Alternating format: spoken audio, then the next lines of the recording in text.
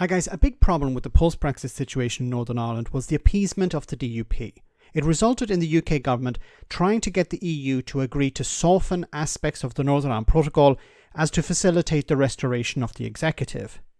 Now the major issue with all of this is that the withdrawal agreement, which contains the protocol and later the Windsor Framework, is an accord between the UK government and the European Union. So whatever happens in relation to the framework, the buck stops with the British government. Now, Brexiteers in Northern Ireland kept complaining about the consequences of Brexit, that being no representation in the EU and no choice over how laws are implemented. The way around this problem was the Stormont break, which I'll explain in a moment. But first, let's have a look at this tweet from TUV leader Jim Allister, who's on the extreme within unionism. He wrote, "The big deception here is that the Stormont break does apply to the hundreds of foreign EU laws which are already in place, overseen by the European Court of Justice, which DUP now implementing through Stormont. Well done, Jeffrey," in reference to the DUP leader Jeffrey Donaldson. Now, the newly minted DUP Education Minister was asked about this, and he sort of tied himself up in knots. Have a listen. You've said you want to be honest with people. Does EU law still apply in Northern Ireland? Well, I've answered that to you, and as has Jeffrey Donaldson in multiple interviews. Is there an element of our economy when it comes to goods, which EU law has a role in Northern Ireland? Yes, it does. The question, though, which then needs to follow that, what say do we have over that? Because under the arrangements before the deal that we have got, we had no say. We had no democratic input. Now we do, and we have that through the Stormont break. And the Stormont break, which is the asking the British government, along with the EU, would they consider a veto? You've no personal break, do you? Well, as soon as 30 members, and you need to get 30 members, apply that mechanism, then that EU law does not go forward in Northern Ireland. It puts a brake on it. Yes, it then goes into a process with the United Kingdom government, the European Union, the Joint Committee, and ultimately it is within that framework that the UK government, if it chooses to, can apply a veto. And that is where the power should rest, because that then has put in place the UK sovereignty ultimately over that final decision. Okay, so maybe I was a little bit unkind to Paul. He did explain it almost perfectly here. He did leave out a few things.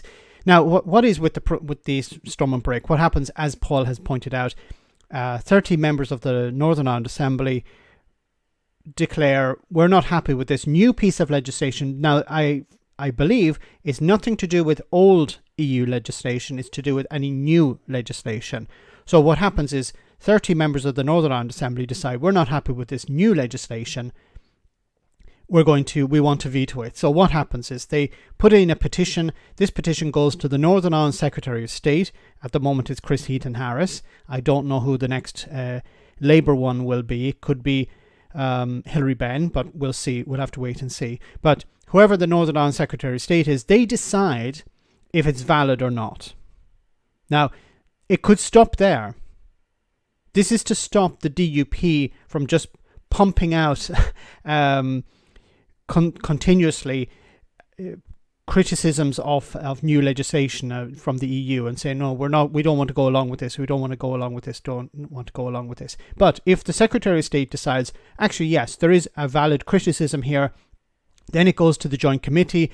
This is representation from the European Commission and the UK government. They sit down and they decide where to go forward with this. And then after all of that, the UK government could veto it.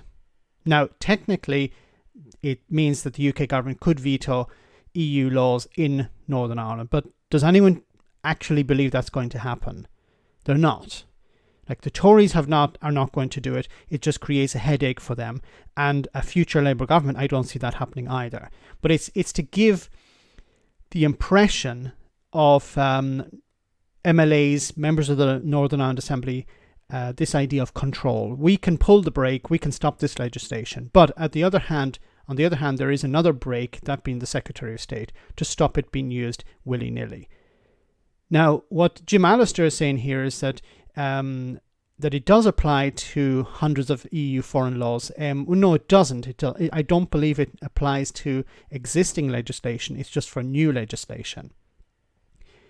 So the arbiter here, of course, will be the Secretary of State. They will decide whether it goes forward or not. And I think in most cases they will say, no, we have to follow through with this. Now, it could be the case that there is something and then it would have to go back to the European Union. Maybe they could amend it and try again. But I think it's going to be a case of Northern Ireland following. Now, of course, people like Jim Allister don't want a Stormont break. They don't even want a Stormont. They want direct rule from Westminster. But that's because he's anti-devolution. Let me know in the comment section, guys, what you think. As always, your comments are greatly appreciated. Thanks a lot.